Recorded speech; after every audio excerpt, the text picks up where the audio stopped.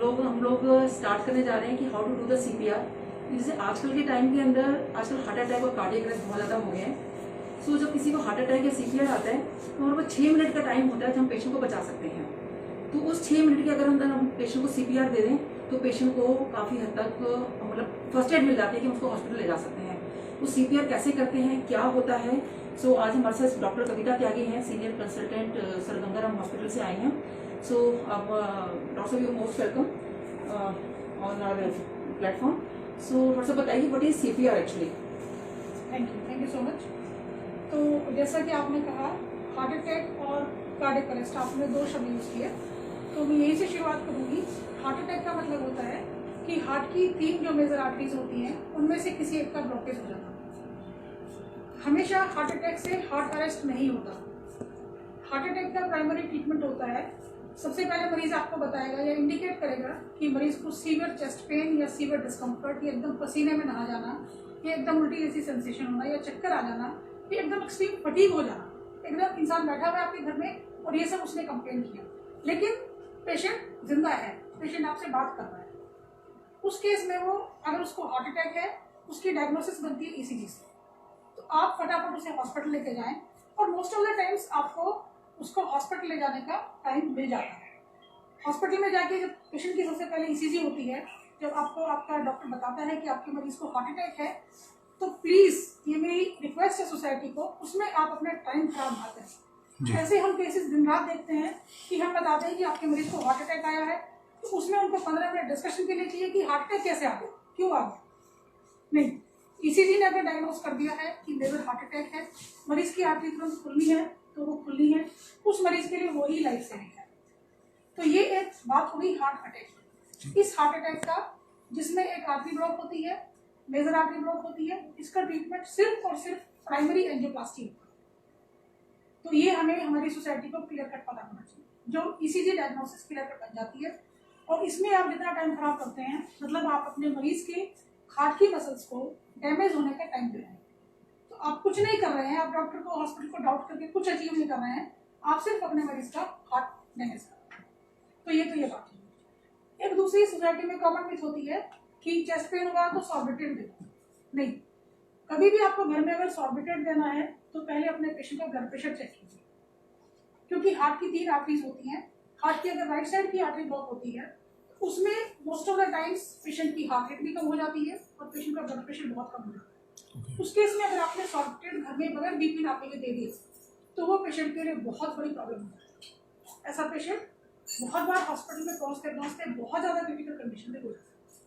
तो ये 2-3 चीजें हैं हार्ट अटैक के मरीज के लिए जो हम सभी को ध्यान रखना चाहिए।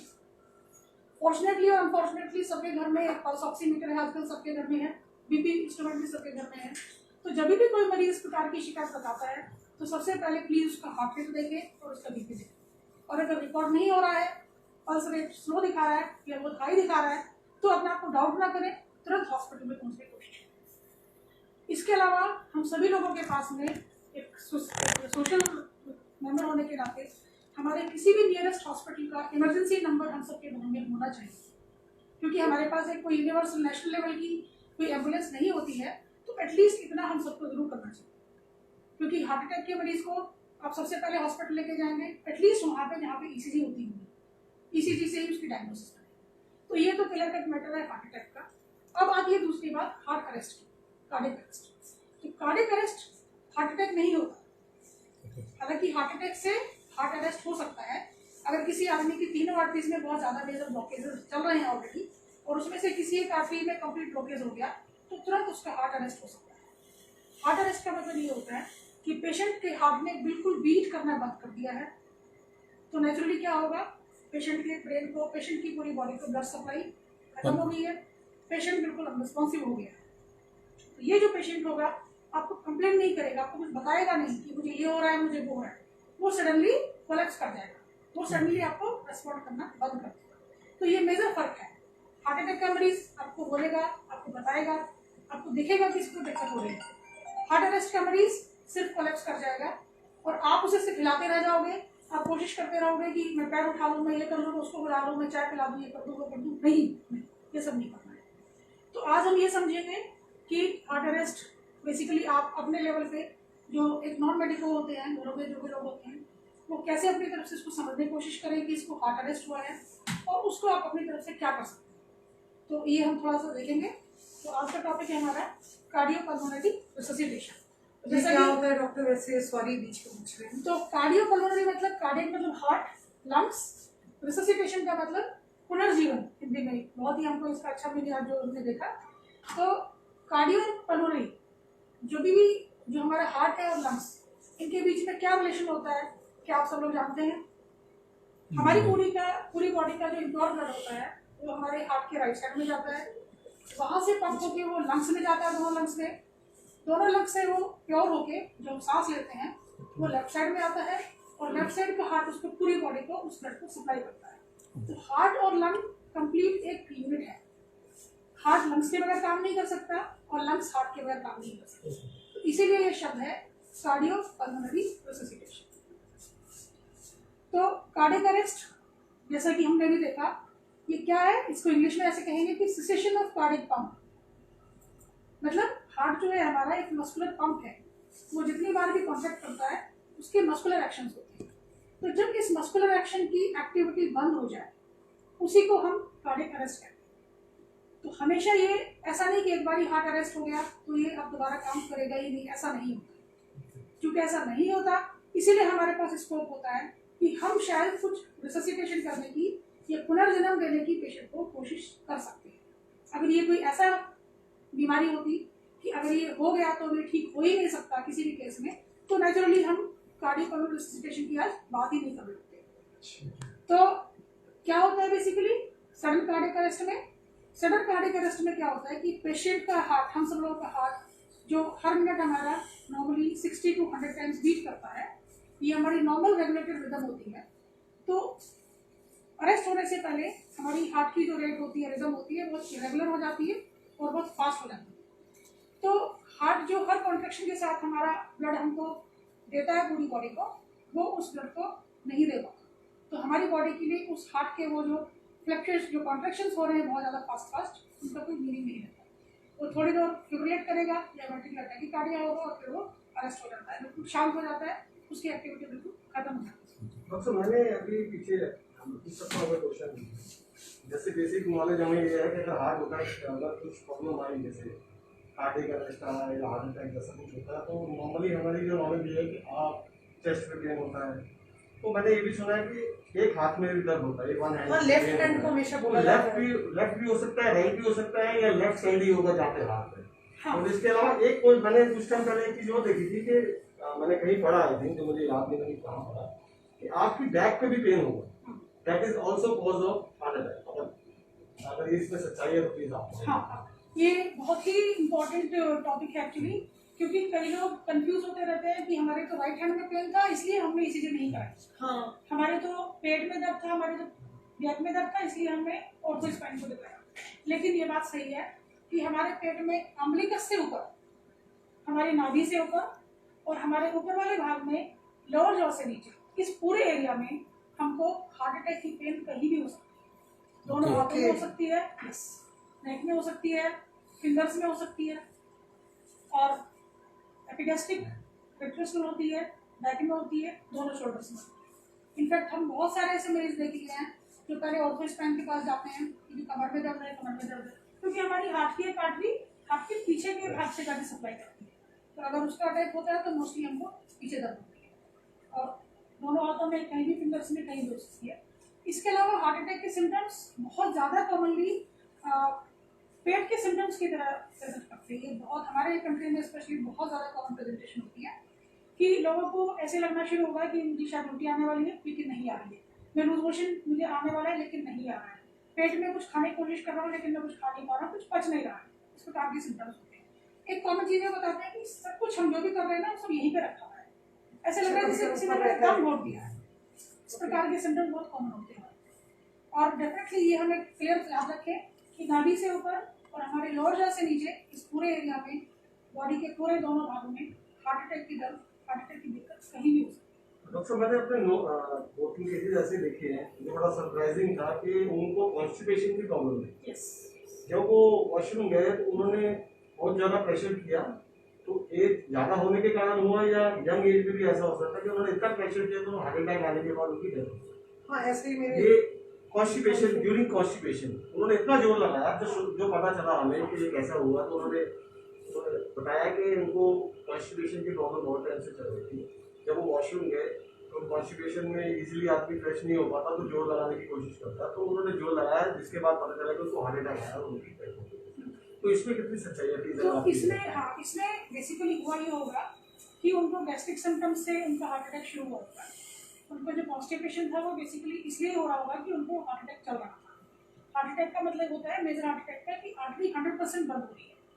तो कई बार क्या होता है कि जो क्लॉट्स होते हैं हमारे फ्रेश क्लॉट्स थोड़े बहुत आगे चले जाते हैं, थोड़ा बहुत ब्लड फ्लो आने लगता है।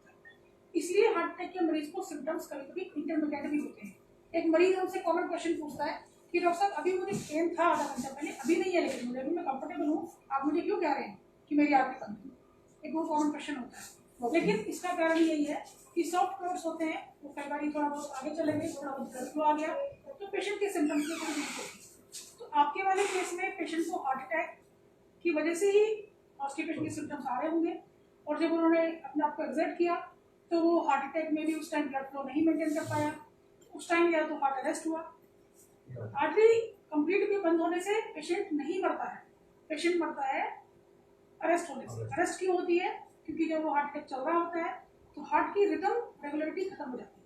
तो हार्ट वेंटिलेटर टैकीकार्डिया बहुत फास्ट 200 300 400 के रेट पे कॉन्ट्रैक्ट करता है, जो हमारे लिए मीनिंगलेस होता है, उससे हमको ब्लड नहीं मिलता और अर्ली की डेथ होता है। तो ये बिल्कुल बिल्कुल सच और ये क्लियर है।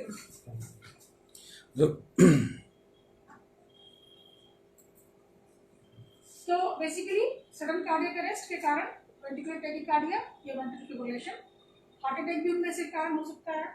और वो अगर हम टाइम से करें कोशिश तो उससे हम मरीज को शायद बचा भी सकते हैं, not in all cases but in few cases at least.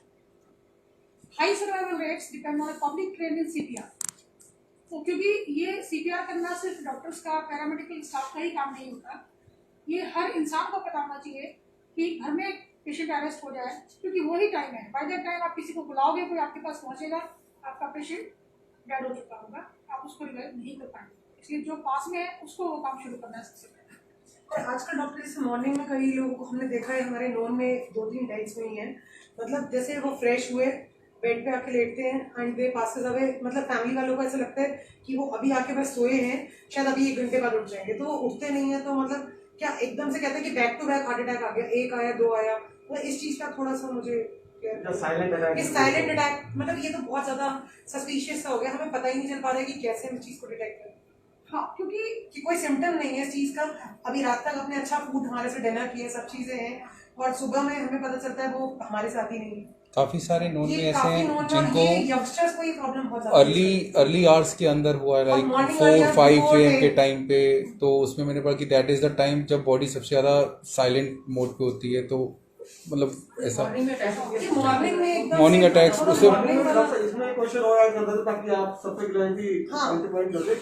मैंने भी कई केसेस में ऐसे देखा, नॉन में भी और कहीं पे पता चला कि जैसे ओल्ड एज लोग होते हैं, जैसे कोई प्रॉब्लम चल रहा है, बीमार है, बैक पे है या ज़्यादा चल नहीं पाते, तो नॉर्मली उन्होंने जब भी बताया कि अगर उनकी डेथ हो जाती है हार्ट अटैक से, तो बोलते जब उन्होंने मूव किया एक साइड, एक साइड करवट ले, वजन ज्यादा होने के कारण तो एक साइड मूव किया, उसी टाइम उनको ये प्रॉब्लम आई। तो क्या ऐसी कोई पॉसिबिलिटी है कि ओल्ड एज में या हैवी वेट में तो अपनी डायरेक्शन होते हुए चेंज करें, उसी टाइम उनको हार्ट अटैक आना? तो ऐसा कुछ है इस चीज में जो उनको क्लैरिटी कर पाए आपके? क्योंकि मैंने सुना बहुत लोगों से कि जब उन्होंने मूव किया एक साइड पे, सोते हुए करवट पलटने कहते हैं जिसको, उसी दौरान उनको हार्ट अटैक आया।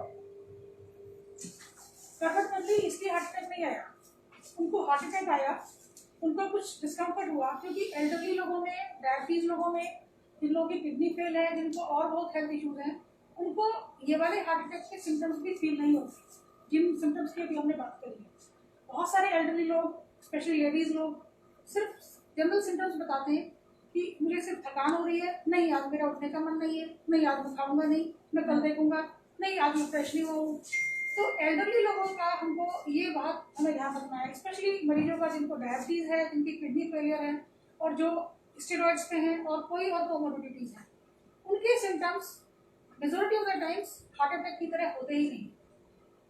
ओके। तो ये भी हमें समझने की जरूरत है कि क्योंकि कोई भी पेशेंट जो घर में हमारे जो एल्डरली है, जो मल्टीपल कोमोर्बिडिटीज हैं, और जो अचानक से कुछ आपको लग रहा है कि कुछ खांसी नहीं है, बुखार नहीं है, कुछ और दिक्कत नहीं है, लेकिन सडनली अनवेल फील कर रहे हैं, सडनली खाने पीने में इंटरेस्ट लूज कर दिया है, सडनली या तो सो नहीं पा रहे हैं या तो सोते जा रहे हैं, सडनली बोल रहे हैं मुझे पेट ही साफ नहीं होता है, मुझे भूख ही नहीं लग रही है। तो ये सब जो सिम्टम्स होते हैं, जो वेग सिम्टम्स होते हैं, ये बहुत हद तक हार्ट अटैक के सिम्टम्स होते हैं। तो basically heart attack primary problem हो रही होती है, और ये सब जो सिम्टम्स जिससे हम लोग फाइनली इवेंचुअली कोरिलेट कर लेते हैं कि पेशेंट ने कबर्ड बदली, शायद इसलिए हार्ट अटैक आ गया, नहीं ऐसा नहीं हुआ। पेशेंट को डिस्कम्फर्ट इतना ज्यादा हो गया कि पेशेंट को नहीं पता चला क्या करना है, तो संभव उसने अपना को कंफर्ट करने के लिए शायद कबर्ड ली, और उस टाइम उसको हार्ट अटैक चल रहा। अगर आप बात तो एक क्वेश्चन और थोड़ा जो आज का रिजल्ट आपने देखा होगा रिसेंटली एक बहुत ही शॉकिंग न्यूज भी सिद्धार्थ शुक्ला वाली, उसमें भी कुछ बातें निकल के आई। जैसे मैंने वेट लूज किया था, तो मैं कोशिश करता हूँ कि डंबल्स वगैरह से जिम वगैरह जाके जो मेरा वेट जो मैंने लूज किया है तो थोड़ा रिकवर कर सकूँ, पुट ऑन कर सकूँ वेट, तो मैं डंबल्स वगैरह उठाता हूँ। पर रिसेंट ये जो सिद्धार्थ शुक्ला का एक केस हुआ जिसमें उनकी डेथ हुई, तो कुछ एक बातें निकल के आई कि वो जिम बहुत ज्यादा करते थे, ओवर जिमिंग नहीं करनी चाहिए, कहते ये हैं 2-3 आवर्स करते थे। तो इस कारण से वो भी एक रीजन है कि आप जिम ओवर करते हैं। अगर आप एक टाइम रेस्ट करके आप दोबारा आप जिम जाते हैं तो उसमें कोई प्रॉब्लम नहीं, बट कंटिन्यूसली अगर आप उसको जिम को करते हैं तो आपके हार्ट पे प्रेशर पड़ता है, उसके कारण भी उनको अटैक आया। तो आप इसमें थोड़ा सा क्लियर कीजिए। हाँ बिल्कुल, क्योंकि मैं भी जब अगर जिम नहीं जाता, घर पे अगर कोशिश करता हूँ कि डंबल्स वगैरह उठाऊं, तो हार्ट बीट जब यूज कर डंबल्स करना शुरू करता हूँ या 2-3 तो ये जो सडन कार्डियक डेथ होती है, इसको हम डिफरेंट एज ग्रुप में अगर बात कर देते हैं, तो जो आपने देखा है कि बहुत सारे यंग एथलीट्स भी फील्ड में बहुत हाई लेवल का स्पोर्ट्स प्ले करते करते सडनली कोलैप्स हुए हैं।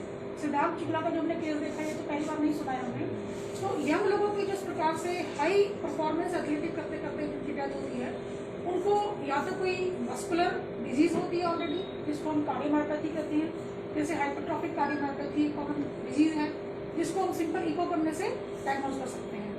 इसके अलावा पेशेंट को कुछ चैनलोपैथीज होती हैं, ब्रूगाडा सिंड्रोम टाइप की कंडीशंस होती हैं, जो जेनेटिकली डिटरमाइंड होती हैं, और जिनको भी ईसीजी पे हम लोग डायग्नोज कर सकते हैं, और उनके ट्रीटमेंट भी हमारे पास अवेलेबल है। तो ये तो है यंग एथलीट्स जो उनको बेसिकली जेनेटिकली कोई डिजीज था जिसकी वजह से वो सकम टू डेथ हुई। इसके बाद में आती है जो लोग नेशनल लेवल के या इंटरनेशनल लेवल के एथलीट्स नहीं है, बट अपने शौकिया बहुत ज़्यादा जिम करते हैं। उनके साथ प्रॉब्लम ये हुई है कि जिम में उनको हाई वेट उठाते हैं, हाई प्रोटीन्स दिए जाते हैं, लेते हैं, ये लोग सप्लीमेंट्स लेते हैं। Supplements उनकी डाइट लेते हैं। काफ़ी हद तक अनफिजियोलॉजिकल हो चुकी होती है, और जो उनके प्रोटीन सप्लीमेंट्स होते हैं वो हमारी तरफ से हम क्लियरली मना करते हैं कि वो प्रोटीन सप्लीमेंट, स्पेशली जो branch chain amino acids type के प्रोटीन्स होते हैं, ये चीज़ें हार्ट के लिए हेल्दी नहीं होती। और 8-9 आवर्स लगातार जिम करना डेफिनेटली बिल्कुल हेल्दी नहीं है।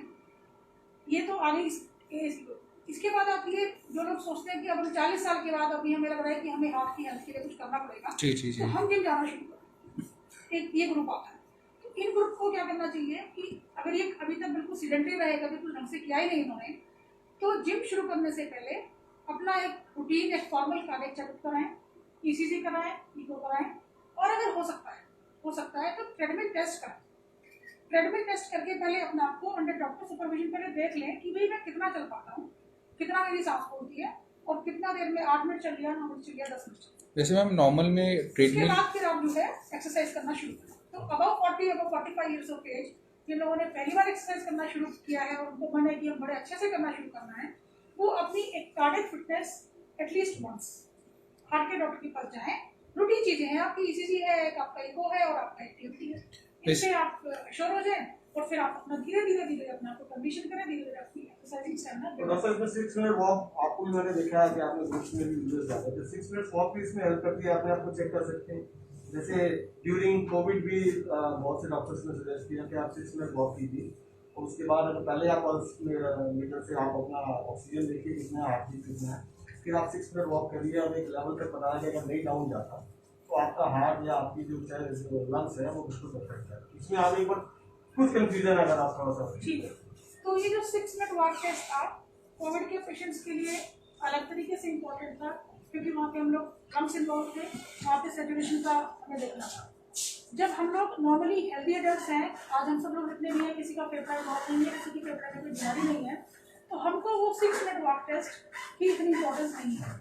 अगर आप करना चाहते हैं प्रॉपरली, तो आप प्रॉपर अपना एक ट्रेडमिल टेस्ट करा के देखें, प्रॉपरली किसी को करा के देखें, फिर आपको जितना करना है एक्सरसाइज आपको। मैम वैसे ट्रेडमिल का पैरामीटर कितना होएगा, लाइक 3, 4, 5 मिनट्स ऐसा कुछ होता है उसमें? ट्रेडमिल को डिफरेंट स्टेज होती है, तो एक स्टेज 3 मिनट की होती है और इंक्लाइनेशन होते हैं। हाँ जी। बेसिकली जो हम डायग्नोस्टिक टीएमटी करते हैं, तो हम हार्ट रेट अचीव कर लेते हैं। अगर हमारा मरीज बगैर सिम्टम्स हुए, तो उसको चेस्ट हेवीनेस के बगैर ईसीजी में कुछ चेंजेस हुए, तो वो टीएमटी नेगेटिव होती है उसकी, मतलब वी कंसीडर की हार्ट है हेल्दी है। तो डिपेंडिंग करता है कि आपकी प्री एक्सरसाइज, आपकी फिजिकल कंडीशन कितनी है, आप कितना उसके ऊपर चल सकते हैं। लेकिन मोटा तौर से अगर आपने 220 माइनस एज का 85% हार्ट रेट आपने अचीव कर लिया, आपका ईसीजी में चेंजेस नहीं आए और आपको कोई सिम्टम्स नहीं हुए, आपको हैवीनेस नहीं हुई, आपको एक्सेसिव ब्रेथलेसनेस नहीं हुई, या ब्रेथलेसनेस हुई लेकिन रुकते ही आपकी ब्रेथलेसनेस आपने रीस्टोर कर दी, हाँ जी। तो इसका मतलब सब कुछ ठीक है। ओके डॉक्टर, ऐसी ना जैसे अभी सर ने पूछा, लाइक 2 इंस्टेंसेस ऐसे हुए हैं, लाइक एक तो इट्स माय एज, मतलब मेरे से भी यंगर था, रात को जैसे पार्टी से आया विद फैमिली, रात को सोए, सुबह वो उठा ही नहीं। तो लास्ट उसकी वाइफ ने बताया, मैंने पूछा क्या हुआ था, कहते कि 7:30 8 बजे को चाय के लिए उठाने गए, तो ही वॉज, मतलब there is no motion and all. तो डॉक्टर को कॉल किया, डॉक्टर ने कहा ये तो 2-3 घंटा पहले ही ये जा चुके हैं ड्यू टू कार्डियक अरेस्ट, और उसका कोई भी मतलब मेडिकल हिस्ट्री नहीं था उसका, बस नॉर्मल एकदम। तो वो एक एकदम से वो हो जाता है रिस्क, क्या क्या एकदम से क्या हो गया, एंड सडन कार्डियक। एक सेकंड है मेरे, बैक टू बैक 2 अटैक, वो हमें कैसे बता सकते हैं? ये मैंने एक इसके साथ एक और है मेरे client, he is very sporty person, मतलब ऐसा नहीं कि स्पोर्टी, एक दिन जॉगिंग करना, एक दिन टेनिस खेलना, एक दिन badminton, is very active and is at age of 52। उनको कोरोना हुआ था, ही रिकवर्ड, उसके बाद एकदम से एवरीथिंग वॉज फेयर, उनका एकदम कार्डियक अरेस्ट हुआ, मतलब लूज मोशन लगा और कार्डियक अरेस्ट हुआ and he is no more. और उससे पहले उनका कोई मतलब no attack there was, he was perfectly fit. Corona के केसेस में हमने भी देखा है कि cardiac arrhythmias, ventilatory cardiac circulation लोगों में ज़्यादा कॉमन हुए हैं। हाँ जी। क्योंकि कोरोना के लोगों को मायोकार्डिटिस भी हुई है, Yes. मसल इन्फ्लेम हुई है। Yes, yes, तो yes. कोरोना के केसेस में जो इस तरीके के सडन कार्डियक डेथ हुई है, उनका नॉर्मली ये कारण रहा है। इसके अलावा हमको जिम हो गया, एक्सरसाइज हो गया, सिम्टम्स हो गए, ये सब हमने बात की। इसके अलावा जो और चीज़ें प्ले करती हैं, जैसे जेनेटिक किसी को डिजीज हो, वो भी हमें एक बार ही देख लेना चाहिए। रूटीन में एक बार ईसीजी और इको कराना है या टीएमटी कराने से कोई हर्ज नहीं है। हाँ जी। So at least you will know your basic cardiac makeup, कि बेसिक में कोई दिक्कत नहीं था, है ना, उतना कराने में कभी कोई हर्ज नहीं है।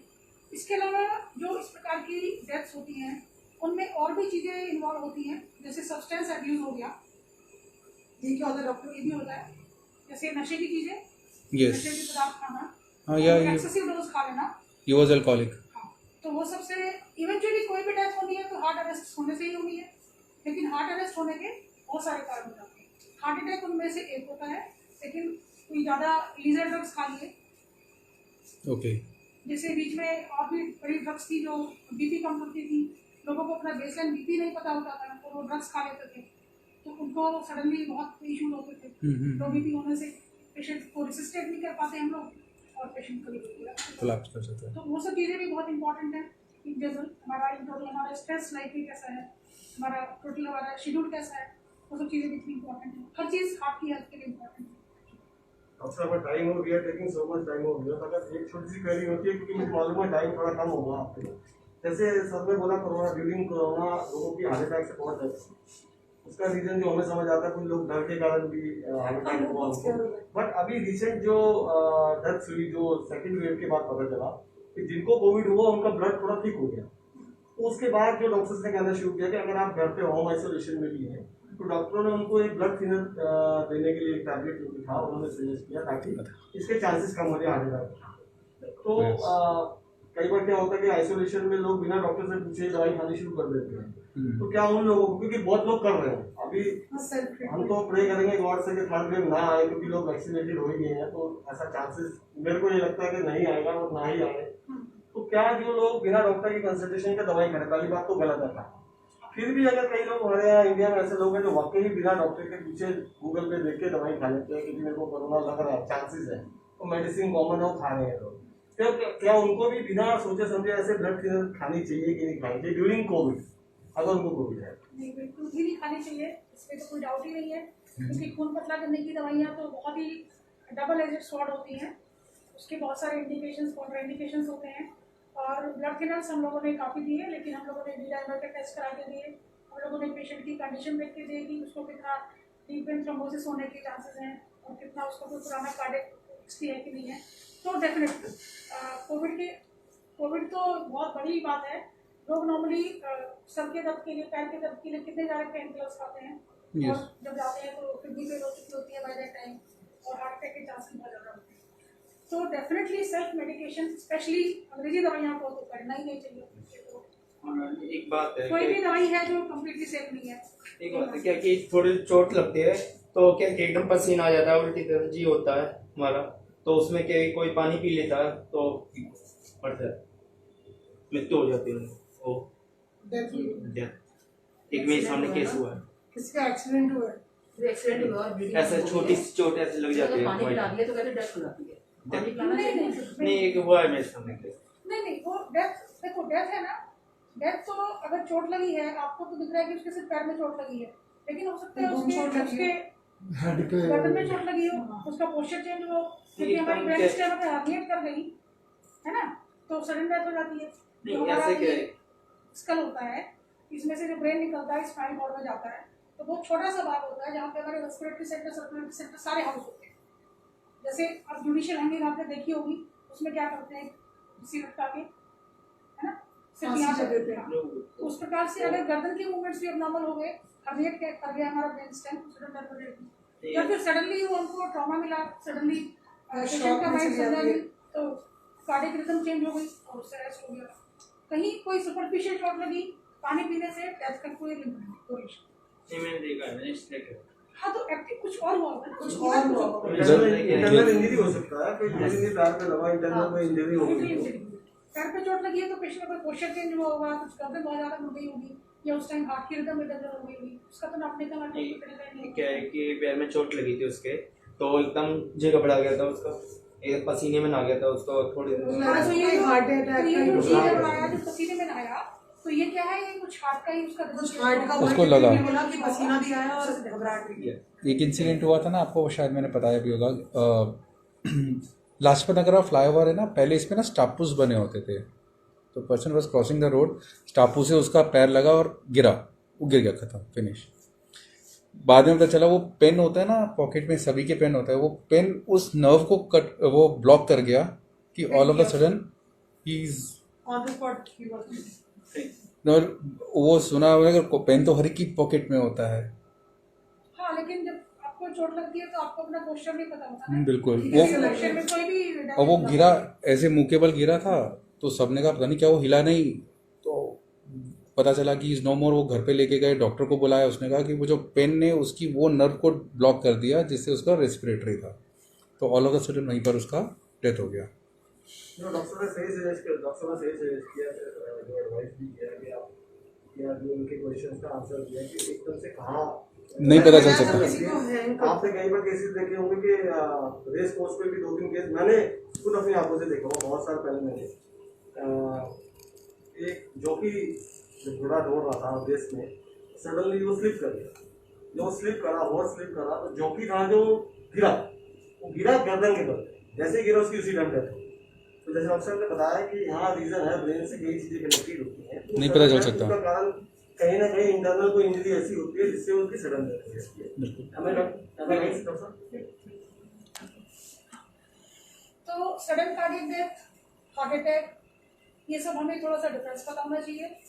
एक और टर्म होती है स्ट्रोक, लकवा मार जाना, वो शायद लोग ज्यादा समझते हैं क्योंकि उसमें आदमी का एक हिस्सा सडनली काम करना बंद कर देता है। उसमें बीपी की वजह से होता है ना, कहते हैं ये जो बीपी की वजह से होता है, बीपी शूट कर जाता है या जब तो तभी बीट हो जाए, या तो फिर थ्रोम्बस बन जाए, या फिर हार्ट या गर्दन की आर्टरी से कोई थ्रोम्बस या क्लॉट उठ के, या कोई कैल्शियम क्लोराइड उठ के ब्रेन में चला जाए, तो उससे जो आगे बढ़ जाता तो हार्ट का उसमें रोल होता है बीपी के इसके साथ जो आप बता रहे हो, जिससे कि है। हाँ, मतलब ब्लड प्रेशर तो हार्ट का ही आउटकम है, अगर बीपी बढ़ा है तो उसको कंट्रोल करना ही है आपको। ब्लड प्रेशर इज ऑलवेज आपको मतलब हाई में ज्यादा रहता है रिस्क, हाई में ब्लीडिंग हो जाती है। हाँ, और लो में सीधे अटैक आता है, स्ट्रोक होता है। नहीं, अगर ब्लीडिंग होगी तो भी अटैक ही होगा। अटैक का मतलब ये है कि जो हमारा जो ब्रेन है वो उल्टे भाग को कंट्रोल कर रहा होता है। अगर हमारे इस भाग के जो ब्रेन का हमारा हिस्सा है जो इस भाग के मूवमेंट्स को कंट्रोल कर रहा है, अगर वहाँ पे कोई आधी ब्लड सप्लाई कर रही है, उसमें ब्लीडिंग हो गई तो वहाँ की पूरी ब्लड सप्लाई कट हो जाएगी, तो वो न्यूरॉन्स डैमेज हो जाएंगे टाइम के लिए, और ये वाला भाग हमारा आउट ऑफ कंट्रोल हो जाएगा, उसकी पावर खत्म हो जाएगी। तो दैट इज स्ट्रोक। अगर वही बहुत ज़्यादा हो जाता है तो फिर आदमी कोमा में चला जाता है। बहुत कोमा में जाने से, बहुत नसी ब्लीड होने से कोई ब्रेन हर्निएट हुआ और कार्डियक डेथ उसमें हो जाती है। लेकिन स्ट्रोक अगर है तो अधिकतर लोग उसको समझते हैं कि एक हाथ और पैर काम करना बंद कर दिया, तो लोगों के पास इतना टाइम होता है कि लोग पेशेंट को हॉस्पिटल लेके जा सकें। स्ट्रोक के केस में भी बहुत टाइमली हॉस्पिटल ले जाना बहुत ज़रूरी होता है, क्योंकि स्ट्रोक अगर ब्लीडिंग की वजह से नहीं हुआ है, अगर थ्रोम्बस की वजह से हुआ है, उसके भी टाइमली मेडिकेशन देने से काफ़ी अच्छी हद तक रिकवरी हो जाती है। Okay, thank you. इसके अलावा फॉरेन बॉडी एयर वे ऑब्स्ट्रक्शन, गले में कुछ अटक जाए, जैसे लोग रात को कुछ खाने के टाइम में ड्रिंक किए और फिर कुछ मीट वगैरह खाया, कुछ हड्डी वड्डी गले में फंस गई, या कुछ कोई बड़ा खाना खा लिया और वो गले में फंस गया, उसको आप सॉल्व ही नहीं कर पाए, तो उन लोगों को भी अचानक से वो फॉरेन बॉडी ऑब्स्ट्रक्शन हो गए सडन कार्डियक डेथ होने के चांसेस हैं।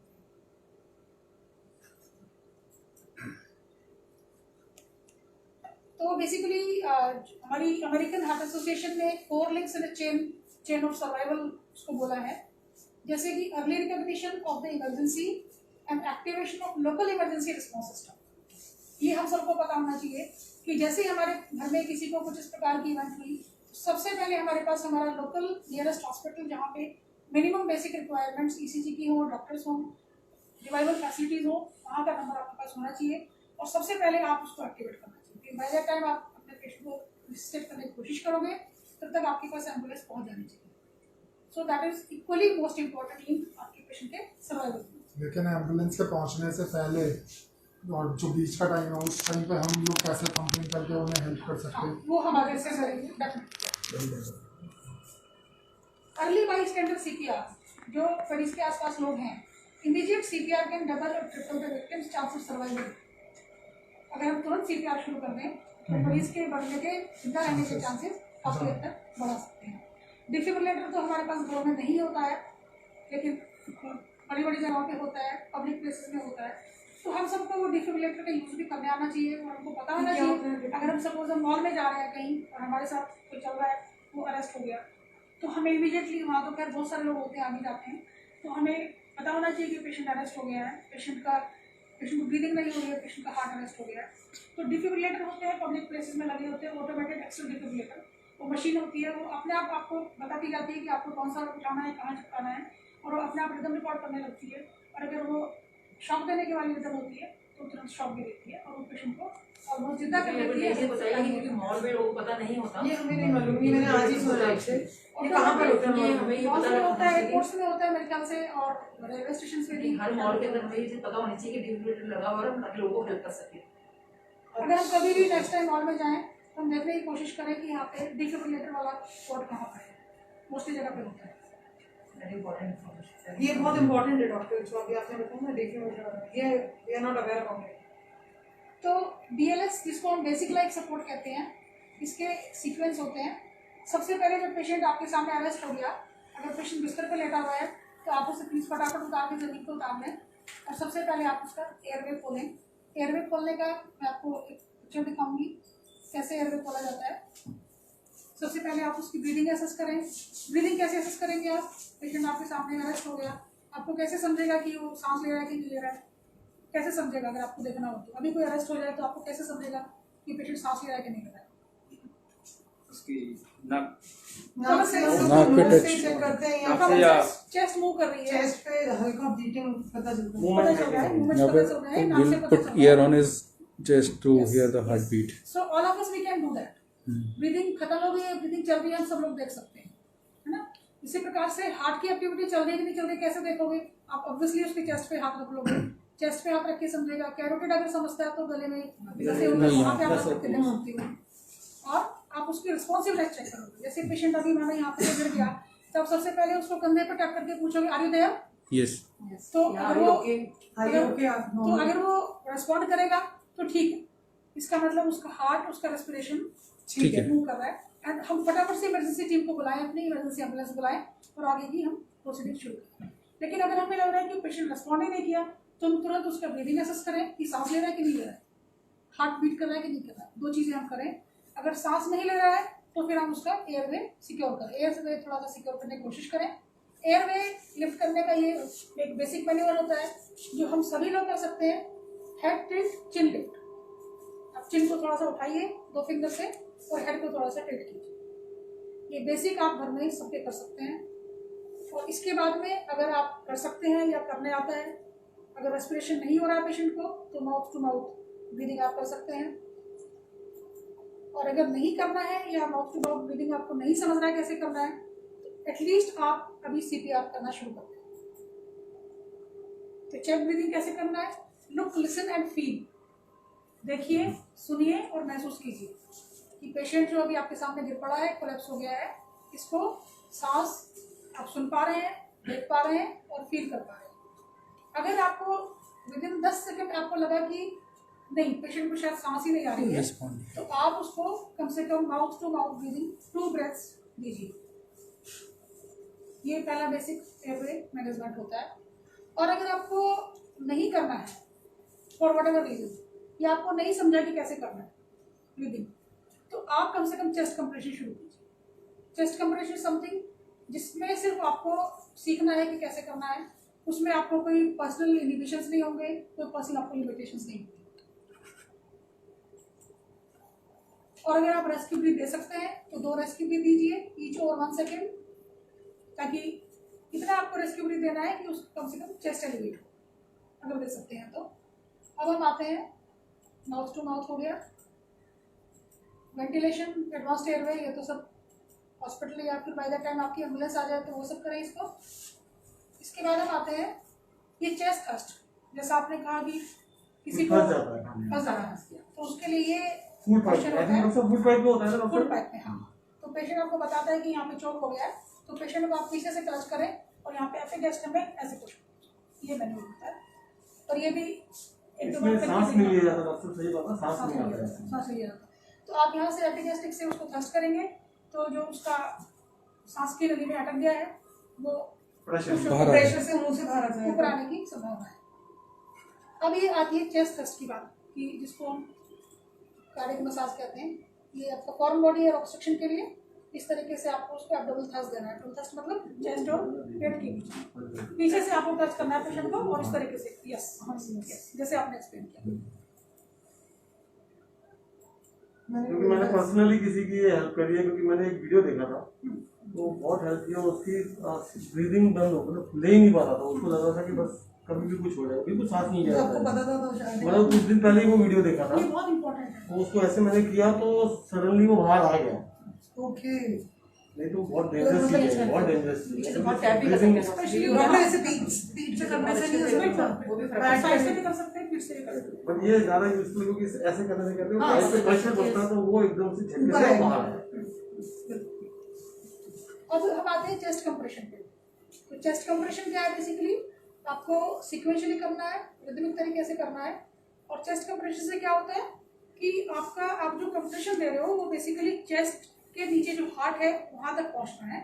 वो इतना फोर्सफुल होना है कि हार्ट आपका पूरा कंप्रेस हो जाए और पूरा उसमें से ब्लड सारे शरीर को चला जाए और ब्रेन को भी चला जाए। फिर आप उसे करके छोड़ते हो तो ब्रेन और पूरी बॉडी उसको वापस ब्लड दे। तो जो हार्ट अपने आप नहीं चल रहा है वो आप उसको आर्टिफिशियली अपने हाथ से उसको चलाने की कोशिश कर रहे हो सकता है इतनी देर में हार्ट की अपनी रेट और एकदम वापस आ जाए और पेशेंट की लाइफ रिस्टोर हो जाए। Quite possible. बेसिकली हार्ट को प्रेस करेंगे तो वो जो ब्लड सर्कुलेशन वेन्स है उसमें ब्लड अपने आप आएगा जाएगा। बेसिकली बहुत फोर्सफुली करना पड़ता है, बहुत प्रेशर से करना पड़ता है। एक बार मैं बताइए क्या? दिखाती हूँ। जैसे मैंने ये आपने पेशेंट दिखा दिया तो आप पहले देखिए कि आपका पोस्चर ये होना चाहिए, ये है ना। तो आप इसको ऐसे खड़े होकर तो कर ही नहीं सकते। पेशेंट आपका बिस्तर आपका सॉफ्ट होता है तो आप उसे बिल्कुल जमीन पे लेटाइए और आपका ये पोस्चर होना चाहिए इस तरीके से। और आप ये दोनों हाथ एक दूसरे टच करेंगे। ये आपकी ब्रेस्ट बोन है, इस पे आप यहाँ पे हाथ रखेंगे, इस तरीके से क्लच करेंगे। और अगर आप मेरा पोस्चर देखें तो मेरे कंधे, मेरे एल्बो स्ट्रेट हैं, मेरे रिस्ट जॉइंट इस तरीके से 90 एंगल पे हैं और मेरा ये पूरा फोर्स है। अब मैं यहाँ पे शुरू करूँगी।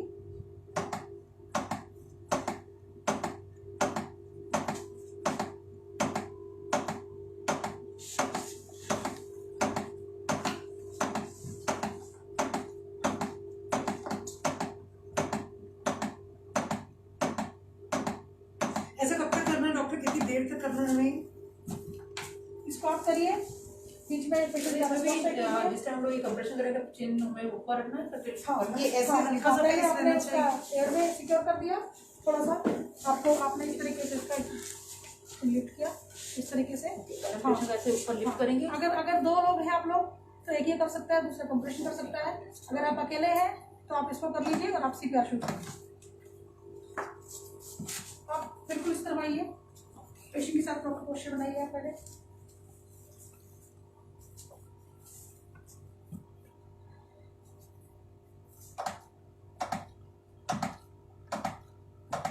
Is this the right way?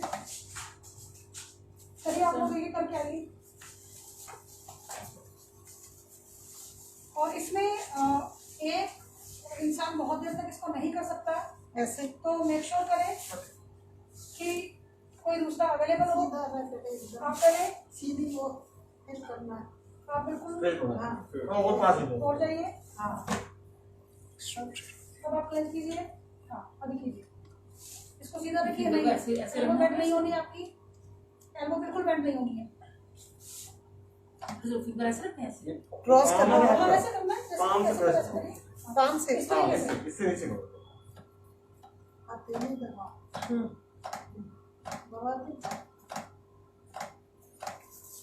ऐसे करिए, ठीक है, देखिए करके कितना देर अपन- कर पाते हैं आपको उसका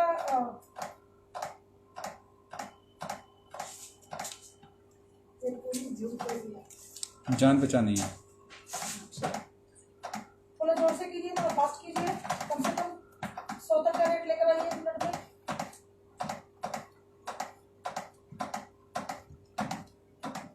और इस केस में सबसे इम्पोर्टेंट बात ये ध्यान रखनी है कि आपको पेशेंट की हड्डियां टूट जाएंगी उसकी चिंता नहीं करनी है। ओके इफेक्टिव CPR की डेफिनेशन ये है कि बहुत फोर्सफुल एकदम बस करना है, मुझे इसको बचाना है। कि एक आध हड्डी मरीज की टूट जानी चाहिए। Okay yes, looks funny, looks funny. इस पॉइंट पे हमें लेकिन हाथ तो नीचे है ना सबको आपका। थोड़ा सा बता दें। डॉक्टर ये हाथ पॉइंट आप पर रिबकेज के पीछे है, तो आप जो थर्स्ट बार से दे रहे हो वो हाथ तक पहुंचने के लिए आपको कि तो हाथ तक पहुंचाना है ना, मेन बात। बेसिकली इसको प्रेस करना है प्रॉपर्ली। तो हाथ एग्जैक्टली तक क्या पॉइंट होना चाहिए डॉक्टर ये फटाफट देखेंगे कैसे। हाँ, ये जो है, ये जो आपकी मिड बोन होती है, हाँ जी इस मिड बोन के यहाँ पर नीचे वाले पार्ट में आप इसको Okay. फोकस करें। यहाँ पर ना करें, ये सोच के कि यहाँ पे हार्ट है, यहाँ नहीं करना है, यहाँ पर करें। जो मिड बोन है यहाँ? ना आपकी, हाँ, ये जो सबको मिड बोन होती है, ठीक है। होती है। बस हार्ट यहाँ होता है ना। हार्ट तो बट यहाँ होता है। हाँ, हाँ, नहीं हार्ट हार्ट इस तरीके से होता है, हार्ट थोड़ा सा इस बोन के पीछे होता है, हाँ। इस तरीके से यहाँ पे होता है। राइट साइड में भी होता है थोड़ा सा। और राइट साइड में एग्जैक्टली नहीं होता, जो हमारी बोन होती है बीच की, ब्रेस्ट बोन जो होती है उसके पीछे होता है थोड़ा सा आधा, और पूरा हार्ट अदरवाइज लेफ्ट में होता है। तो हमको जो ब्रेस्ट बोन है हमारी, जो बीच की हड्डी होती है, वहां पर इसके लोअर भाग में हमको यहाँ पे फोकस करना होता है।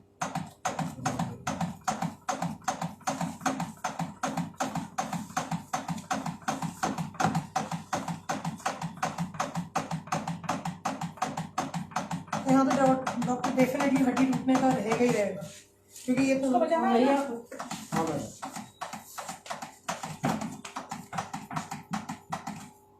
मैंने ठीक किया था। और मैंने तो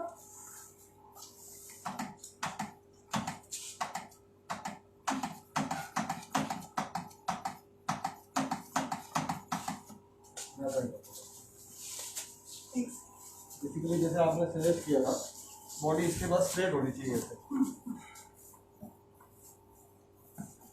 फिंगर्स इस वाली पाम से इससे भी कर सकते हैं। हाँ चेंज कर सकते हैं। सीधा हो गया ना ऐसे। हाँ बिल्कुल।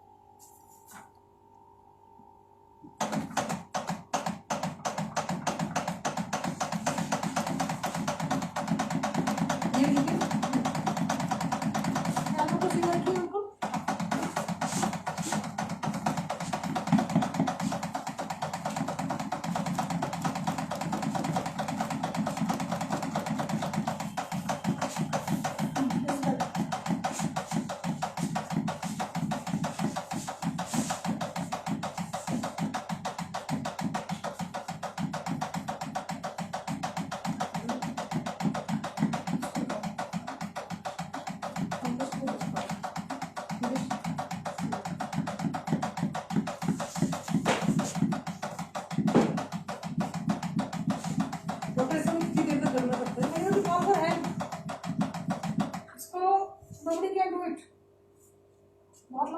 से नहीं कर सकते, आपने call for help. But basically ये है कि अगर जितना स्ट्रेट रहेगा ये हाँ तो उतना अच्छा प्रेशर रहेगा। तो अच्छा प्रश्न होगा। और 300 मीटर लिख के रखना है तब तक तो हाँ अब मैंने करा था, आप करो। चिनको लिख के पढ़ना। ठीक है, आप तो अगर दो पर्सन हैं तो हम लोग क्या इजीली बचा पाएंगे। अगर दो लोग हैं तो एक अगर चाहे तो माउथ टू माउथ ब्रीदिंग कर दे बीच में। अच्छा, ओके और हम इसके साथ साथ ये भी करें। हाँ और आपने एक साइकिल दे दिया तो आप पेशेंट के रिस्पॉन्सिबिलिटी चेक करें। अगर पेशेंट वॉशिंग आ जाता है, पेशेंट की हार्ट बीट रखने आ जाती है तो वो आगे खोलता है या फिर आपको इंडिकेट करता है। डॉक्टर को पोस्चर देखें। इसका पोस्चर ठीक है डॉक्टर? हाथ एकदम पोस्चर ठीक है, थोड़ा फोर्सफुली करिए। फोर्सफुली कर।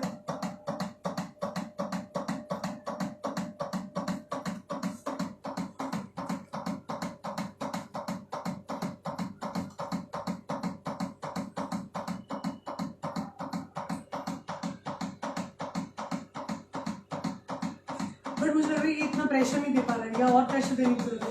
प्रेशर दे, थोड़ा जोर से करो। और इसका पाम एक जगह जैसे एकदम हो गया, फिर एक बार देखना होगा। ठीक है, थोड़ा और कर सकते हो आप। करो। कितने मिनट बैठे? फोर्सफुली ज़्यादा ना हो इस वजह से। फोर्सफुली करना है, करना है, करना है। ये भी करना है कि तो मुझे क्योंकि पता हाथ है। अगर हड्डियों के नीचे अंदर है, इसके जाना। नीचे है, मोड़ के नीचे हाथ लगाना है।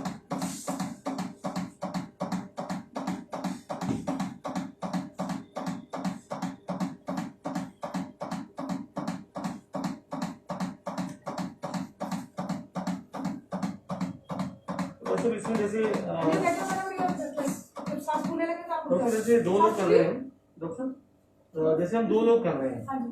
तो हमें इम्प्रूवमेंट कैसे पता चलेगी? थोड़ा सा वो हल्का सा अंदर से आवाज। कोई साइन ऐसा कोई ऐसा हाँ पेशेंट का पेशेंट कॉन्शियस होना शुरू हो जाएगा तो अगर पेशेंट की कहीं हार्ट रेट अपने आप आ गई, अपने आप आ गई उसकी, तो आप पीछे से उसका नाम लोगे, उसको बोलोगे, पूछोगे, क्योंकि आपके पास और तो कुछ है नहीं, इसीलिए नहीं है कुछ मॉनिटर नहीं अलाउ है। ये रिस्पॉन्स तो मतलब समझ रहे अगर वो रिस्पॉन्ड करेगा तो आपको बोलेगा। रिस्पॉन्स का मतलब वो हाँ तो वो क्लियर आप Breathing चिनको breathing. पकड़ना। उसके लिए भी Survive कर रहा है। क्योंकि अब हम लड़कियों से लेने की बात कर रहे हैं ये घर के तो अभी 2-3 साइकिल होने तक तो आपको नॉलेज हो जाए, क्योंकि आप इसको बहुत लंबा टाइम नहीं improve कर सकते। पर एटलीस्ट खाने में बहुत टाइम लग जाता है अगर चांसेस हो तो इजीली इसको खुद लो। और हो सकता है कि इनिशियल सीपीआर से ही, इनिशियल चेस्ट इंप्रेशन से ही पेशेंट रिवाइव हो। फिर आप उसको मेरा वही क्वेश्चन था कि कई लोग जैसे रिवाइव कर गया, पेशेंट खड़ा हो गया, बिल्कुल नॉर्मल हो गया, तो उसका मतलब ये नहीं है कि वो घर पे रहे, हॉस्पिटल फिर भी जाना है, फिर भी हॉस्पिटल जाना है। मैं इसलिए कह रहा हूँ कि लोगों को पता चल सके। कई लोग सोचते नहीं ठीक हो, कुछ प्रॉब्लम कुछ हो, मेंटालिटी हम जैसे नॉर्मल सामान जो है कुछ भी सोच सकते हैं जब तक खड़ा हो गया हमने को लगता है कुछ हुआ ही नहीं होगा, हमने किया हॉस्पिटल में होता तो ये सोच के वो घर पे ही ना आते हॉस्पिटल में। डॉक्टर ये डॉक्टर है। हाँ ये बिल्कुल एक्चुअली बोलो।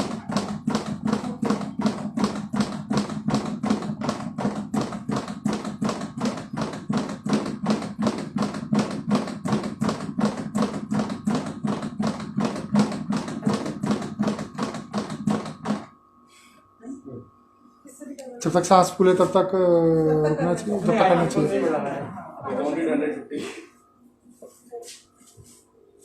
आना चाहिए, ये तो बेसिक है कि I think all of us are realizing कि what tiring process है ये। इसको It's not easy to do. दो बंदे और अकेला आप इसको कर ही नहीं सकते, क्योंकि एकदम से इतना फोर्स ना कंटिन्यूसली नहीं कर सकते। नहीं दे सकते आप।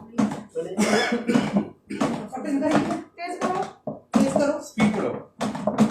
एल्बो नहीं बढ़ रही है आपकी, एल्बो सीधे रखनी है बिल्कुल।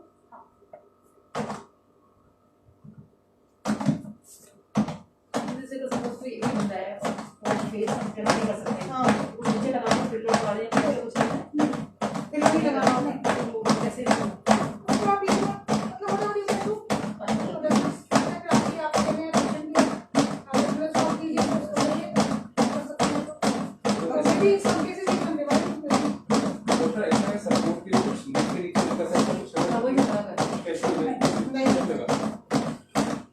डॉक्टर भी सही कर टाइम ऐसा इमरजेंसी होता है कि दिमाग में आते कुछ लगा ले ताकि ऊपर हो जाए और हम कंप्रेस करें। नहीं बस नहीं वही वो मना कर रहे हैं कि भाई नीचे कुछ नहीं लगाना, है और और पैर कोई घर में कोई सेकंड बंदा है तो वही चेन ऊपर करेगा, तो नीचे कुछ लगाना नहीं है। नीचे कुछ नहीं। और मेन तो ये है कि जितना दे सकते हैं उतना दे। थैंक यू डॉक्टर साहब, आज आपने बड़े इम्पोर्टेंट चीज़ ये चीज़ हमें अच्छे से बताया। जो हमारा लाइफ टाइम है, खाना पीना है, जो हम एक्टिविटीज़ करते हैं, तो उसमें देखना कि जो आजकल के जो नॉर्मल हमारे जैसे यंगस्टर्स भी हैं, ऐसी प्रॉब्लम्स में जरूर पड़ रहे हैं, क्योंकि देखा बहुत सुनने में आता है कि बहुत छोटी एज के लोगों को भी हार्ट अटैक हो रहा है या कुछ ऐसी हार्ट से रिलेटेड प्रॉब्लम्स आ रही हैं। तो आपका जो टॉपिक था उसने बहुत हेल्प की, डॉक्टर नीलम भी बहुत हेल्पफुल रही है, क्योंकि हमारा हमारी फैमिली डॉक्टर नहीं है, हम फैमिली है, एक तरह से फैमिली की तरह ट्रीट करते हैं। आज से नहीं, बहुत सालों से हमारी ये थर्ड जनरेशन है जो आती है। मेरे ये डॉक्टर के साथ है, doctor Neelam father I was in Nagpur last lockdown में, इनकी थर्ड जनरेशन मेरे पास। मैं 3 मंथ्स के लिए अपनी सिस्टर के आया था, तो डॉक्टर साहब ने कभी भी ऐसा नहीं कि फोन ना उठाया हो 3 मंथ्स में, क्योंकि हमारा प्रॉब्लम ऑलरेडी ट्रीटमेंट चल ही रहा था। तो रेगुलरली इन्होंने फोन को पिक किया, पूरी हर तरह से हेल्प करी। तो ये भी मैं इनको भी थैंक्स कहना चाहूँगा, जो कभी भूला नहीं जा सकता। और आपको भी मैंने एक वीडियो देखी है, तो आप भी बहुत अच्छा लोगों को गाइड कर रहे हैं, लोगों की हेल्प कर रही है। इन फ्यूचर लोगों को हेल्प करेगी और वो आगे लोगों को दिखाएंगे, तो और लोगों को मतलब भी बहुत लोग ज़्यादा से ज़्यादा लोगों तक ये पहुँच पाएंगे। और डेफिनेटली बड़ा वी शुड यूजफुल शेयर, है, हमें इस चीज़ को इट्स शेयर वेरी करना हेल्पफुल, चाहिए। It's very helpful. ये बेसिक चीज़ें नहीं है, बहुत जरूरी चीज़ें हैं जो लोगों को पता हो। और एक कॉमनली हम क्या देख रहे हैं कि लोग पढ़ लिख तो बहुत रहे हैं हमारी सोसाइटी में, और इंटरनेट भी लोग बहुत पढ़ते हैं, बीमारियों का ज्ञान उनको शायद डॉक्टरों से ज़्यादा होता है अधिकतर लोगों को। आजकल लोग ऐसा कर रहे हैं कि डॉक्टर Google पे जाने से पहले ना पूरा रिसर्च गूगल पे रिसर्च हो जाती है। रिसर्च इज वेरी गूगल ना देखना ज़्यादा। बट लेकिन फिर भी अनफॉर्चुनेटली जो इम्प्लीमेंट होना चाहिए उसको नहीं कर रहे हैं। नहीं कर ट्रू। ये भी आपके हार्ट से रिलेटेड एक चीज और एक बात जोड़ना चाहूंगा। लोग गूगल पढ़ते हैं, उसे रात में दर्द हो गया, पेट में दर्द हो गया, तो जब वो मेडिसिन लेंगे तो उसमें 10 चीजें ऐसी डेंजरस लिखी होती हैं, ये ज्यादा करेंगे तो कैंसर भी हो सकता है, तो ये भी हो सकता है, वो भी हो सकता है। तो आदमी की हार्ट बीट वैसी बढ़ जाती है, वैसे ही डर जाता है। तो मेरा कहना है कि गूगल से पढ़िए, पढ़ना कितना अच्छा रहता है लोगों के लिए, क्योंकि वो गाइड करता है। पर गाइड करने के एडवांटेजेस और डिसएडवांटेजेस भी बताता है। तो हम लोग एडवांटेजेस को भूल जाते हैं, जो उसके बारे में लिखी जाती है, डेंजरस चीजें जो लिखी जाती है, उसको लेके भी अपनी तबीयत खराब कर लेते हैं। तो अगर आप इसमें थोड़ा क्लियर करना चाहें कि क्या कर सकते हैं इसमें, गूगल को फॉलो कितनी हद तक करना चाहिए? गूगल को फॉलो तो नहीं करना है। नहीं करना। हाँ, आप पहले बीमारी के बारे में चाहें तो पढ़ लें बिल्कुल, और पढ़ के आप एक बार टाइम निकाल के डॉक्टर से आप डिस्कस कर लें, लेकिन जो एक बार डिस्कस हो गया उसको मारते चलें और फिर उसको फाइन मारते चलें, क्योंकि जो भी हमारी मेडिसिन है ये ऑन गोइंग क्लिनिकल साइंस है, ये कभी भी कोई परमानेंट साइंस नहीं होती है। और हम लोग भी सब कुछ पढ़ने के बाद भी एंड में हम ये कंक्लूड करते हैं कि इसके आगे हमको नहीं पता। तो साइंस की अपनी लिमिटेशंस है डेफिनेटली, और एक अपनी डॉक्टर का अपना तजुर्बा जो है, एक्सपीरियंस है, जो उसका अपना क्लिनिकल डिसीजन है, वो एक अलग चीज़ है जिसको कोई भी रिप्लेस नहीं कर सकता। Definitely, if you want to know something about that problem, वो तो आप गूगल पर पढ़ लीजिए, बट उसका treatment you have to go to doctor. और हाँ, लीजिए, डॉक्टर लेकिन के पास डॉक्टर से आप जाना पूछ लीजिए, पड़ेगा हमेशा। पर फिर उसको विश्वास कर लीजिए, क्योंकि उसके आगे की प्रॉब्लम ये होती है कि आपने पढ़ कुछ और रखा है, डॉक्टर ने कुछ और बताया है आपको, और फिर आपको ये समझता नहीं कि दोनों में से क्या करना है, तो उसमें नुकसान कुछ नहीं, आप अपना नुकसान करो। That will make only confusion. वैसे वो आपके लिए dangerous है। वैसे हेल्थ के लिए dangerous है। एक question और मेरे को कोरोना हुआ था, तो डॉक्टर ने कोई ब्लड टेक करने वाला टैबलेट दिया। तो मेरे फ्रेंड ने कहा कि तुम्हारे को कौन कौन सी मेडिसिन दी। मैंने कहा ये ब्लड टेक की तो आपको खानी नहीं चाहिए। मैंने कहा भाई डॉक्टर ने मेरे को बोला है। तो नेक्स्ट विजिट के बाद जब डॉक्टर के पास गया, मैंने कहा डॉक्टर ये आपने क्यों दी है? कहता है गूगल में पढ़ा है क्या? मतलब उसका स्ट्रेट फॉरवर्ड था।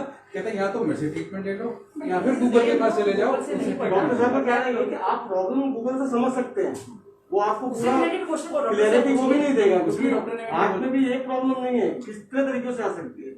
हाँ, आप समझ लीजिए, बट उसको जो प्रिस्क्रिप्शन जो है डॉक्टर की दी हुई यूज कीजिए, उसमें ये नहीं जो गूगल बता रहा है कि ये मेडिसिन खा लीजिए। उसमें डॉक्टर ने कहा कि हमने अगर आपको ये मेडिसिन दी है किसी रीजन की वजह से दी है, अगर इसका कोई इफेक्ट है तो उसके लिए भी मैंने आपको मेडिसिन दी है। डॉक्टर नोज बैठा कि वो क्या है। I know better. गूगल क्या है, वो सिर्फ एक टाइपिंग है, उसमें आप पढ़ लोगे तो आप फिर वहीं से ट्रीटमेंट लो, मेरे से मत ट्रीटमेंट लो। मैंने कहा नहीं सर सॉरी।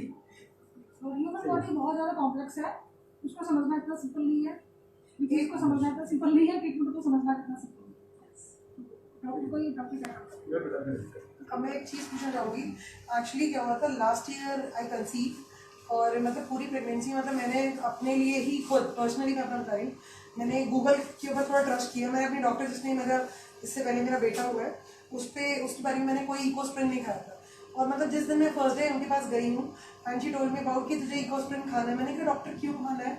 मैंने बस नेट पे पढ़ा, मेरे को केमिस्ट ने बोला कि आप ये क्यों खा रहे हो। तो मुझे लगा यार मैं तो बिल्कुल ओके हूँ, आई एम अराउंड 30s में हूँ आई एम। तो मैंने उन्हें बोला यार इकोस्प्रिन तो 40s में खाते हैं ना कि बीपी के लिए खाते हैं, खून पतला करने के लिए। तो फिर मैंने उसको लिया नहीं, बट आफ्टर 5 months मतलब आई लॉस्ट माई बेबी, ठीक है। So I go to the doctor and उसके बाद मुझे डॉक्टर ने बोला कि क्या मतलब, मैंने फिर उसको उसी टाइम मैंने बताया कि मैंने सिंगल डे मैंने गोली नहीं खाई। तो शी टोल्ड मी कि तूने क्यों नहीं खाया? तो मैंने कहा मुझे ये था कि एक बार मुझसे पूछती, मैंने कह दी हो सकता है ये भी रीज़न हो, क्योंकि अगर जैसे मिस अबॉर्शंस में डॉक्टर ने बोला कि समटाइम्स क्या होता है कि हम इसलिए पेशेंट्स को खिलाते हैं कि क्या पता कहीं ब्लड में कुछ ना रह गया हो। तो वो कह रही कि मैं सिर्फ प्रेगनेंसी तक ही आपको ये जर्नी मतलब 5-6 months तक के लिए बोर्ड करवाने वाली थी इकोस्प्रिन, मतलब कि ब्लड पतला करने के लिए। तो क्या प्रेगनेंसी में भी इसका बड़ा इंपॉर्टेंट रोल है? बिल्कुल बिल्कुल, बहुत सारी कंडीशंस हैं तो प्रेगनेंसी में आपको एक ऑप्शन दी जाती है। हालांकि मुझे गायनेकोलॉजी का बिल्कुल भी इस टाइम कोई खास ध्यान नहीं है, लेकिन कुछ पेशेंट्स जिनको कार्डियक कोई इशू होता है हमारे पास आते हैं, तो इसलिए हमको ये जानकारी है कि कुछ कंडीशंस हैं ऐसी प्रेगनेंसी के दौरान जिनमें ऑप्शन दी जाती है। थोड़ा सा खत्म करने से पहले एक छोटा सा क्वेश्चन होगा, आपका भी बहुत इम्पोर्टेंट टाइम। जैसे आपने बताया था कि घर पे अगर आप एकदम से आप ब्लड थिनर की टैबलेट मत लीजिए अगर आपको लग रहा है कि पेशेंट को हार्ट अटैक आया है। ब्लड थिनर बहुत फेमस है ये ब्लड थिनर्स ले सकते हैं। नहीं, ये ब्लड थिनर होता है, मेरे को देखो नॉलेज नहीं है क्या टैबलेट क्या है। और Blood thinner बेसिकली की आपने tablet बताया था कि आप बीपी शुगर चेक कीजिए, सॉरी शुगर बीपी चेक कीजिए, हार्ट बीट चेक कीजिए। और किस जैसे बीपी कितना हो या हार्ट बीट कितनी लग रही है तब कितनी वो देनी है टैबलेट, हाफ देनी है, फुल देनी है, कोई इसकी क्लैरिटी करते हैं। जैसे सॉर्बिट्रेट जो टेबलेट होती है लोग अधिकतर घरों में रखते हैं, उनको लोगों को एक कॉमन ये अंडरस्टैंडिंग है सॉर्बिट्रेट के बारे में कि अगर हार्ट वाला पेन हुआ, एंजाइना हुआ, तो हम सॉर्बिट्रेट ले सकते हैं। जिन लोगों के घर में हार्ट के पेशेंट्स होते हैं उनके घर में सॉर्बिट्रेट टेबलेट होती है, वैसे भी लोग रखते हैं। तो सॉर्बिट्रेट बेसिकली टेबलेट होती है जो हार्ट का पेन होता है जिसको एंजाइना कहते हैं, उसको कम करने के लिए एक टेबलेट होती है जो जीभ के नीचे रखी जाती है। सॉर्बिट्रेट खून पतला करने की दवाई नहीं होती है, ये स्टैटिन नहीं होती है, और हार्ट रेट को कम करने की दवाई नहीं। तो सॉर्बिट्रेट बेसिकली हार्ट के पेन के लिए, दैट इज एंजाइना के लिए होती है, और उसी लिए लोग लेते हैं, उसी लिए वो दी जाती है। लेकिन सॉर्बिट्रेट का बहुत बड़ा साइड इफेक्ट होता है ब्लड प्रेशर को कम करना। तो अगर आप हार्ट पेन के लिए सॉर्बिट्रेट दे रहे हैं तो उससे पहले मेक श्योर करें कि आप एक बड़े ब्लड प्रेशर दें। अगर ब्लड प्रेशर ऑलरेडी कम होगा, समझिए ऑलरेडी 90 ब्लड प्रेशर है किसी का, या माना 100 भी है और इनिशियली उसका 150 रहता है, अभी अचानक से हार्ट अटैक हुआ और 100 हो गया, तो उसका बीपी बहुत ज़्यादा फॉल कर जाएगा सडनली, और हार्ट जिसको ऑलरेडी हार्ट अटैक चल रहा है उस प्रेशर को उस इंसान को बर्दाश्त वेरी इंपॉर्टेंट ये प्लीज सॉर्बिट्रेट देने से पहले बीपी जरूर चेक करिए, दिस इज वेरी इंपॉर्टेंट। इसी प्रकार से लोगों के घर में बीटा ब्लॉकर्स होते हैं, हार्ट रेट कंट्रोल करने वाली दवाइयाँ होती हैं, मेटोप्रोलोल हो गया, बीटा ब्लॉक हो गया, सलोकेन इस प्रकार की टेबलेट रहती है। कुछ लोगों को जानकारी होती है कि हार्ट की मरीजों को इसको दी जाती है। अगर मरीज की हार्ट रेट ऑलरेडी कम चल रही है, 60 से कम अगर चल रही है, उस टेबलेट को भी नहीं देना। जो खून पतला करने की होती है वो आपकी हॉस्पिटल होती है, ये भी हॉस्पिटलों के घर में होती है, क्लोपिडोग्रेल होती है, प्रेसिब्रेल होती है, ब्रिलिंटा होती है, ये टेबलेट खून पतला करने की होती है। ये भी जिनके घर में 8 पेशेंट है उनके घर में टेबलेट मिल जाती है। तो इसमें सिर्फ एक मेन इशू यही है कि अगर मरीज को अभी कोई ब्लीडिंग कहीं से हुई है, मेजर ब्लीडिंग स्पेशली ब्रेन में, तो फिर उसको आप अपने लेवल पे ये दवाई ना दें। हालांकि हार्ट अटैक में तो वो दवाई तुरंत देनी ही पड़ती है, और कई बार हम ऐसे असमंजस वाली कंडीशन में फंसते हैं कि मरीज को अभी ब्रेन हैमरेज हुई है और अभी उसे हार्ट अटैक भी पड़ गया है, तो फिर बहुत बैलेंस करना पड़ता है कि अब कौन सी दवाई हमको दें या नहीं। तो इस प्रकार की कंडीशन आप लोग अपने लेवल पे क्लियर। और ऐसा भी कुछ होता है कि बीपी जैसे 40s में आपको you should take BP medicine and heart medicine, अपने आप ही डॉक्टर से कुछ शुरू कर। क्या ये भी एक्चुअली माइंडसेट है यंगस्टर्स का कि भाई 40s में आप आते हैं 38-39 तो यू शुड गो विद कि इकोस्प्रिन की खून पतला। अब जैसे जैसे हमारी एज बढ़ रही है, लोगों को ये लगता है कि हमारी एज बढ़ रही है, हमें ये मेडिसिन लेनी चाहिए, दोनों मेडिसिन, क्योंकि हार्ट और बीपी का मतलब इंटरकनेक्शन रहता है, कई लोग लेते हैं। हाँ, हार्ट और बीपी तो कनेक्टेड है ही, इसमें कोई डाउट नहीं है, लेकिन मेरी सोसाइटी को इन जनरल एक ये रिक्वेस्ट रहेगी कि जैसे हम 40 को अप्रोच करें तो हम दवाइयों की तरफ बाद में सोचें, दवाइयों की तरफ डॉक्टर को सोचने दें, हम पहले अपना लाइफ स्टाइल की तरफ सोचना शुरू करें। हम वो सोचें जो आप कर सकते हैं। क्या 40 के बाद आप जंक फूड खाना बंद करने का प्लान कर रहे हैं? नो डॉक्टर हॉस्पिटल के पीछे क्यों पड़ा है? हाँ, नहीं, उसको डॉक्टर के पास हाँ, पहुंचने के लिए उसे डिसाइड करने दीजिए, क्योंकि बहुत सारे रिस्क फैक्टर्स होते हैं ऐसे जिनमें वो दे या नहीं दे वो अपना देख लेंगे। मैडम डॉक्टर साहब सोना कितना मतलब बहुत इम्पोर्टेंट है? सारी चीजें हैं आपकी लाइफ में जो आप अपने लेवल पे उसको इम्प्रूव कर सकते हैं, है ना? आप अपना वेट कंट्रोल कर सकते हैं, डॉक्टर की जरूरत नहीं है उसमें। आप अपना खाना पीना इम्प्रूव कर सकते हैं, आप अपना लाइफ स्टाइल इम्प्रूव कर सकते हैं, आप रोज के मर्रा के तौर पे एक अच्छी सी मॉडरेट लेवल में भी 1 घंटा एक्सरसाइज कर सकते हैं प्रॉपरली, है ना? ये 4-5 चीजें आप कर सकते हैं। आप आधा घंटा अपनी मेडिटेशन से प्रेयर्स के लिए निकाल सकते हैं। तो इतना काम आप करते रहिए, ये काफी है मेरे ख्याल से डॉक्टर life में। नींद कितनी इम्पोर्टेंट है आपके लिए? बहुत इंपॉर्टेंट है, बिल्कुल कितनी नींद होनी चाहिए? Standard. 8 घंटे तो होना ही चाहिए, 8 घंटे में। कई लोग की स्लीप साइकिल थोड़ा अलग होती है, उनका 6 घंटे में काम चलता है, बट डेफिनेटली होना चाहिए 8 घंटे Minimum 6 hours. बिल्कुल minimum and 6 to 8 hours। If you are feeling relaxed, अगर 6 घंटे के बाद भी आप रिलैक्स कर रहे हो तो दैट्स मीन उसके लिए 6 आवर्स भी होंगे, बट एटलीस्ट 8 आवर्स होंगे। 8 hours। 6 to 8 hours. Thank you so much. Thank you so much. It was very nice talking to you. Thank you so much, Dr. Thank you, Dr. Neelam. Thank you, Dr. Kavita. Very very informative. और हम लोग ऐसे आगे ये चीज़ लेकर आते रहेंगे, क्योंकि देखिए आपने सुना कि सीपीआर कितना इंपॉर्टेंट है। अगर किसी भी घर पे कोई नहीं है, अचानक से किसी पेशेंट को हार्ट अटैक है, कार्डियक, आपको समझ नहीं आ रहा क्या हुआ है, तो एटलीस्ट जो सीपीआर देना जैसे आपने सिखाया है, सीपीआर देना शुरू करिए। और मेन है कि उनका अगर चिन अगर अपलिफ्ट हो जाए, लेकिन अगर वो नहीं है तो एटलीस्ट सीपीआर जरूर स्टार्ट कर दें। और अपने आप दवाइयाँ ना लें। सॉर्बिटेट देने से पहले अगर किसी को देना है, please check the BP. So this was the initiative taken by Wealthy's Health and Ibadat team. So I thank you so much, Dr. Kavita, once again. Thank you.